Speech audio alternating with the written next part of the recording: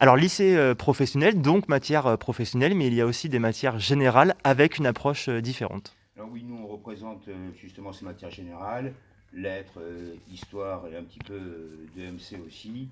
Et l'approche différente, en effet, on essaye on va dire, de sortir un petit peu des sentiers battus en travaillant plus sur des dynamiques de groupe, des questions de projet, travailler aussi l'oral et puis après surtout avoir un système de notation adapté à nos élèves. Oui, c'est aussi une approche qui permet d'associer ces matières générales avec les matières euh, professionnelles, notamment le bac commerce. C'est une approche aussi où on développe beaucoup l'oral, des mises en situation, une approche totalement différente de celle que les élèves ont pu aborder, notamment au collège. C'est bon pour la confiance des élèves, c'est aussi leur redonner un petit peu goût à l'apprentissage et un nouveau regard. Moi, totalement. Au lycée professionnel, l'élève est placé au cœur de l'enseignement. Et donc, déjà, les effectifs sont beaucoup plus réduits. Ils sont aux alentours d'une petite vingtaine. Donc, on développe le travail de groupe. Le professeur se déplace beaucoup plus souvent. Il y a énormément d'échanges qui est fait pour développer justement la confiance des élèves dans ces matières-là. Enfin, ouais, je suis plutôt d'accord sur le soutien qu'on essaye d'amener aux élèves, notamment, enfin oui, sur les travaux individuels. Il peut y avoir en plus, ça arrive, des échanges en dehors des cours, justement pour réorienter. Et je pense aussi que ce qui est important, c'est de dire que l'erreur dans ces matières générales est plutôt un point positif dans l'apprentissage plutôt qu'un frein. Donc, plus ils se trompent, à la limite, mieux c'est. Euh, plus, en l'occurrence, ils finiront par avoir les bonnes réponses. Est-ce que vous avez des projets, un petit peu des fils conducteurs sur l'année, des projets marquants dans ces matières? Alors, le projet marquant, on travaille beaucoup en relation avec les matières professionnelles, donc notamment avec le commerce. Et donc, dans ces matières-là, on a une nouvelle approche, c'est la co-intervention, sur laquelle un professeur d'enseignement général intervient avec un professeur de matière professionnelle. Les deux professeurs sont dans la classe avec les élèves, travaillent sur un projet commun, et ce projet évolue tout au long de l'année où justement on met au service des élèves les matières principales, enfin, enseignement euh, général avec les matières professionnelles. Donc ces projets commencent avec la seconde et ensuite enchaînent. Et à partir de l'an prochain, justement en terminale, donc sur l'ensemble du cursus Bac Pro. Il y a une chose quand même sur laquelle il me semble bon d'insister, c'est le fait qu'il y a une réelle cohésion d'équipe et surtout avec les enseignants de matière professionnelle, ce qui permet des échanges réguliers et que les deux pôles en fait travaillent exactement dans la même direction. Ouais. Donc au bout du compte, l'histoire et plus encore le français deviennent des outils au service de la matière professionnelle et pas une matière, on va dire, théorique en soi.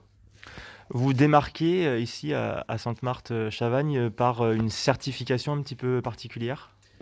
Oui, alors toujours dans l'optique du monde professionnel, les entreprises sont de plus en plus exigeantes en termes de savoir-faire, de reconnaissance notamment du français.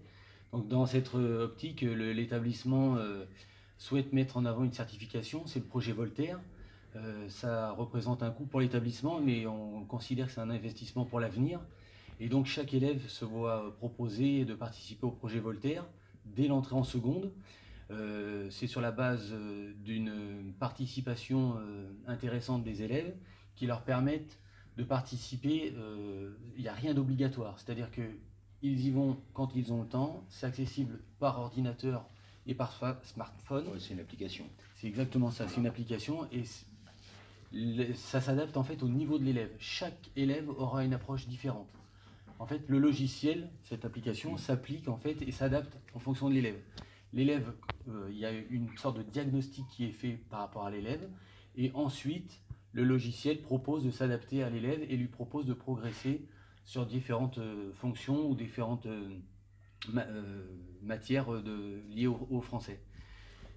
L'objectif, c'est d'atteindre la certification, et cette certification, elle est attendue et reconnue par les entreprises. Alors, ce sont des grandes entreprises qui aujourd'hui font passer Voltaire, donc des entreprises de niveau national, que ce soit des banques, des infrastructures de transport, pour pour pas faire de placement de produits, mais qui ont recours soit dans le cadre de formations proposées à leurs employés, soit, on va dire, comme un droit. Pas un droit d'accès, mais ça peut faciliter quand même l'emploi des personnes, et qui plus est, ça se marque sur le CV. Et pour nos élèves en lycée pro qui n'ont pas des CV longs comme le bras, ça leur permet de rajouter quelque chose au bas du CV qui montre leur dynamisme et qui montre leur investissement. Alors on a vu qu'il y avait des matières générales au lycée professionnel. Vous, en mathématiques, comment ça se passe concrètement l'enseignement? Alors l'enseignement des mathématiques en lycée professionnel est particulier, étant donné que la plupart des élèves qui arrivent dans ce domaine, ils ont passé une mauvaise scolarité en mathématiques, et donc c'est leur bête noire. Donc ils arrêtent de faire des mathématiques, et notre objectif principal, c'est de leur redonner confiance. C'est-à-dire qu'on va partir sur les bases de mathématiques qui ont été vues au collège. Donc toutes les bases ont été vues, mais de façon purement abstraite. Et donc ce qu'on va faire, c'est on va réutiliser ces bases dans le milieu professionnel. Donc leur montrer qu'ils ont des connaissances, étant donné qu'on commence les maths à partir de la primaire. Donc 5 ans de primaire plus 4 ans de collège, ça fait 9 ans de maths.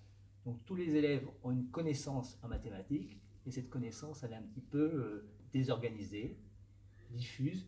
Donc notre objectif, ça va être de revoir un petit peu ces connaissances, ces bases, de leur donner confiance, c'est-à-dire qu'ils sont capables de faire des choses en travaillant sur la pédagogie, donc sur la méthodologie, leur apprendre comment on travaille au niveau des mathématiques, qu'est-ce qu'il faut retenir au niveau des mathématiques, et de ne pas avoir peur.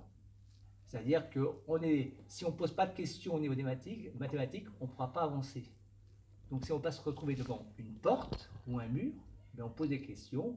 Bien sûr, les élèves ont des difficultés, mais on va contourner ces difficultés en essayant de prendre une confiance en soi, toujours la grande confiance en soi, de ne pas avoir peur de poser des questions, et à partir de là, on peut avancer en mathématiques. Et on fait généralement des progrès. La confiance en soi, elle se retrouve dans toutes les matières. Finalement, vous êtes professeur d'EPS. Comment ça se passe justement, vous, dans cette approche de redonner confiance? Est-ce qu'il y a aussi une personnalisation suivant les profils d'élèves? Alors justement, là, je reprends ce que dit mon collègue. On était justement sur l'évolution où on va chacun s'adapter, on peut s'adapter au cas par cas. L'intérêt justement de l'estime de soi, c'est en fonction des qualités de chacun. On peut, au sein de l'EPS, travailler sur différents facteurs, que ce soit du cognitif, du physique, pour permettre justement à chacun de s'épanouir et se mettre en réussite pour avoir une meilleure dynamique qu'ils n'ont pu avoir sur leurs années précédentes. L'EPS c'est pas une pratique sportive, c'est utiliser une activité physique comme forme de pratique, et celle-là en fait est au service de certains apprentissages. Ces apprentissages, ça va être surtout des compétences qui sont directement utilisables dans le contexte professionnel. L'esprit d'équipe, la capacité d'adaptabilité, l'autonomie, la mise en projet, la prise de responsabilité. Ça, c'est plein d'éléments qui au final ne sont pas spécialement perçus par les élèves, mais qui sont en fait les facteurs clés de l'apprentissage en EPS, pour justement être réutilisables, faire prendre conscience de ses capacités aux élèves. Ça peut être vraiment intéressant, et justement certains vont s'orienter sur ces qualités-là, parce qu'ils auront peut-être plus de facilité, et là on aura vraiment un épanouissement le plus complet on va chercher l'intégrité des élèves. La co-intervention entre les différentes matières générales et professionnelles, donc, qui se pratique au sein de l'établissement, nous amène à avoir une bonne cohésion entre enseignants. Donc au niveau des élèves, il y a l'écoute sur le plan professionnel et sur le plan d'enseignement général, qui est un complément qui nous permet de bien cerner l'évolution de l'élève afin qu'il progresse à sa vitesse et lui donner les bonnes informations dans la suite de sa scolarité.